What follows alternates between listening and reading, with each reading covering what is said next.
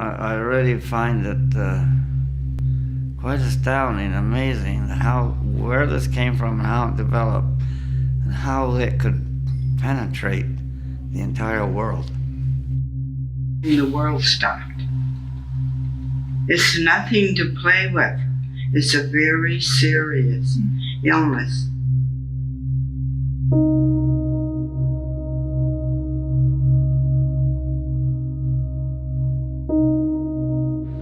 I remember when news reports first started coming out of China and thinking about, how is this going to affect what is that we do, and is it going to get to North America? So this is a very dangerous virus, but it's especially dangerous for seniors and the vulnerable and those with compromised health conditions. This was like an event like no other. We had to do things differently. Long before it became a global pandemic, we were meeting on a regular basis here and begin to think about how we would be prepared when and if COVID came to Canada. We began to meet with our infection prevention control specialist, with our occupational health team, with our safety folks, with our procurement specialist, to start to think about what that could look like if it arrived. We had a pandemic plan. We've always had one. Outbreaks happen every year, so you'll have gastrointestinal outbreaks, respiratory outbreaks. So we actually are very good and used to managing outbreaks and containing them. We had many safety measures put in place ahead of anybody else. We also funneled everybody through one entrance so that we could maintain who was coming in and out of the building and if there were any risk factors.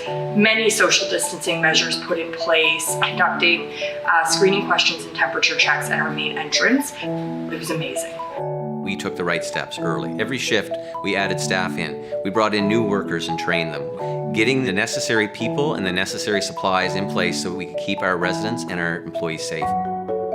We knew that some homes across Canada were struggling to maintain their PPE supply. We had a corporate resource dedicated to that, literally 24/7, in sourcing those supplies. Staff had every piece of equipment they needed. Everyone was covered. We were covered. So that made it a lot easier for those leaders to focus on their staff and their residents and the setup without having to worry about where am I going to get linen or incontinence supplies or equipment.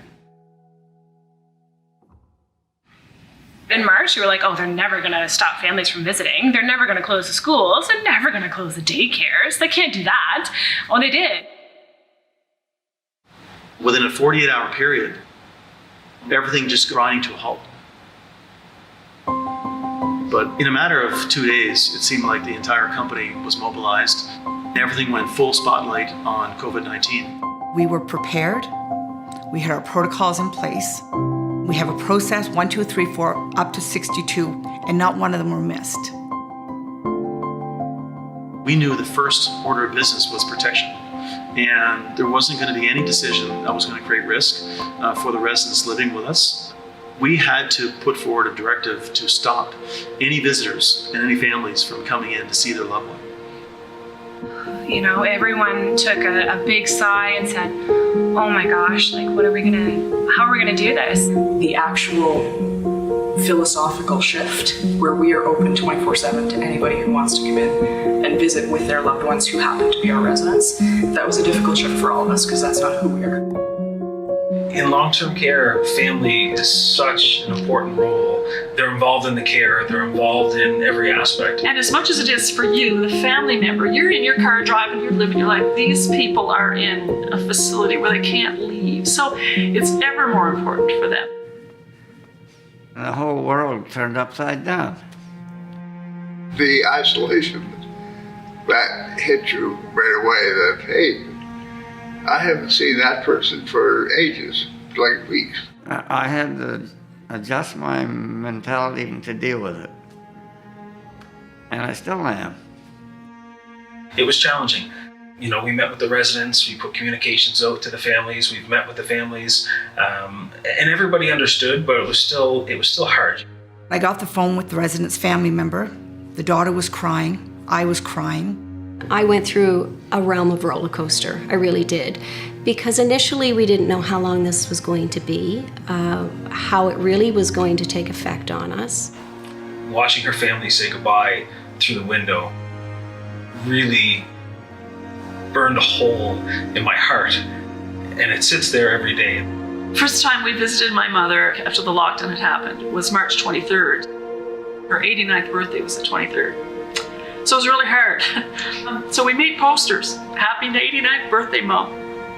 We went outside her building, and my brother and sister-in-law came, and we all stayed away, and we stood outside her room with these posters. Happy 89th birthday, Grammy, we love you. It was a very emotional thing because we could see her, but we couldn't hug her, and we couldn't be with her on her day.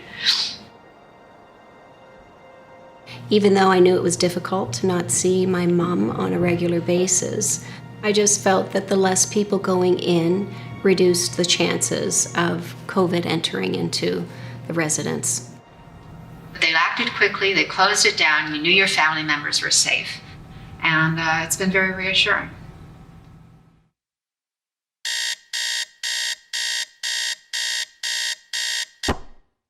A typical day, I don't know if there was such thing as a typical day through the pandemic. A typical day during the pandemic, it was the early day. For 50 days was the same start, very much like Bill Murray. Every day, the senior leadership group got together. There'd be about 40 people on the call. The data would have been pulled about half an hour before we got on the call. Ensuring that we were using the best data and the most current data and the highest standards. Look at the national surveillance activity to see where things were within Canada, and then we'd look at our own provincial data in the 3 provinces in which we operate. We would look for whether anyone was experiencing symptoms, who was on isolation, so same information on the employee side. Look at the numbers of staff that had been screened with symptoms that were not in the workplace, number of staff that were perhaps quarantined for the day, and the number of pending tests that we had in each of our sites, in all of our province and all of our service lines. All those things were coming in and formulating into our response and try to bake that into all of our procedures. So every day we would send an employee update with bulletin news about some of the key things that we wanted to make sure that everybody was aware of. A huge volume of information very quickly across 4,500 employees, which can be difficult when you operate in 3 different provinces and in 2 different service lines. It wasn't just emails coming down. Our vice president daily, 7 days a week, Saturdays and Sundays, never missed a day. To make sure that we knew what was happening inside our home so that we could stay ahead of the game. Trying to stay ahead of this virus that we couldn't see. We're able to respond to really the changing environment almost on a daily basis. Sometimes hourly. Directives weren't time sensitive, they were immediate. So you could have had 3 other directives that day, and you had to input them all. The front line were able to get these directives, understand what was going on. We really tried the best we could to get their input on everything that we were making decisions on. So they felt like they were part of the solution. And then in April, I found out that I was pregnant. So my doctor, she said, so does this mean you want me to put you off work? And I said, well, no. I feel comfortable going to work, and I think saying that is really a testament to the work that Shannock's put in to make their staff feel comfortable. Not one day went by that anybody I spoke to was uneasy coming to work.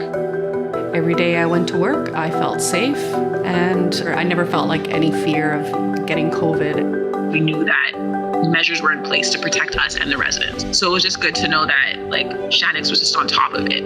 They kept issuing bulletins as to what we should do next and what we should be careful of and etc. And that was great guidance because otherwise I wouldn't have known. And I was very grateful for that. And they'd always put it in bold, we have no confirmed COVID cases. Okay, they don't even. As far as keeping the place clean, the infection control was second to none. We just cleaned everything. So we would disinfect everything before it went in there, disinfected everything after it went out. It was like every inch of this place, every controller, anything anybody would even go near to touch, then we made sure it was disinfected. We were covered from head to toe in PPE. We had booties, we had gowns, we had gloves, masks, we had shields. Anytime we ever entered the rooms, make sure that we gowned up, staying away 6 feet. Sanitize high traffic areas, sanitizing after every activity. Laundry was washing and washing and washing. And when I got home, it was stripped when I got home, get in the shower, clothes in the laundry right away. It was a lot of work. I am proud to be part of Shanix because they fought so hard to keep COVID out. And I feel certainly very proud that I work for an organization that did it to that level. This has been a really difficult time for everybody. It would have been a lot more difficult if they had not reacted so quickly, shut down so quickly, and then started to think about what to do next. And that took a lot of the worry out.